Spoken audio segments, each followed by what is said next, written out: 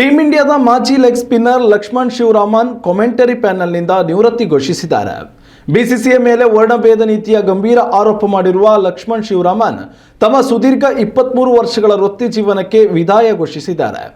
ಸಾಮಾಜಿಕ ಜಾಲತಾಣ ವೇದಿಕೆ ಎಕ್ಸ್ನಲ್ಲಿ ಸರಣಿ ಪೋಸ್ಟ್ಗಳನ್ನು ಹಾಕುವ ಮೂಲಕ ಲಕ್ಷ್ಮಣ್ ಶಿವರಾಮನ್ ತಮ್ಮ ಬೇಸರ ಹೊರಹಾಕಿದ್ದಾರೆ. ಟಾಸ್ ಪ್ರಕ್ರಿಯೆ, ಪ್ರಶಸ್ತಿ ಪ್ರದಾನ ಸಮಾರಂಭಗಳಲ್ಲಿ ತಮಗೆ ಅವಕಾಶ ಇರುತ್ತಿರಲಿಲ್ಲ.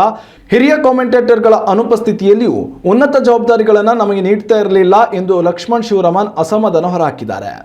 ಅಲ್ಲದೆ ನಿಮ್ಮ ಮೈಬಣ್ಣದಿಂದಾಗಿ ನೀವು ಈ ರೀತಿ ಅವಕಾಶ ವಂಚಿತರಾಗಿರಬಹುದೇ ಎಂಬ ಅಭಿಮಾನಿಗಳ ಪ್ರಶ್ನೆಗೂ ಉತ್ತರಿಸಿದ ಅವರು, ಹೌದು, ಮೈಬಣ್ಣದ ತಾರತಮ್ಯದಿಂದಾಗಿಯೇ ನಾನು 23 ವರ್ಷಗಳ ಕಾಮೆಂಟೇಟರಿ ವೃತ್ತಿ ಅನುಭವದ ಬಳಿಕವೂ ಅವಕಾಶ ವಂಚಿತನಾಗಿದ್ದೆ ಎಂದು ತಿಳಿಸಿದ್ದಾರೆ.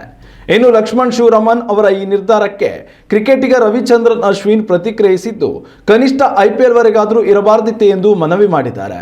ಆದರೆ ಹಿರಿಯ ಕಾಮೆಂಟೇಟರಿಯೊಬ್ಬರು ಈ ರೀತಿ ಬಿಸಿಸಿಐ ವಿರುದ್ಧ ವರ್ಣಭೇದದ ಗಂಭೀರ ಆರೋಪ ಮಾಡಿದ್ದು ಬಿಸಿಸಿಐ ಆಡಳಿತ ಮಂಡಳಿಯ ಮೇಲೆ ಸಾರ್ವಜನಿಕವಾಗಿ ಅಸಮಾಧಾನ ವ್ಯಕ್ತವಾಗುವಂತಾಗಿದೆ.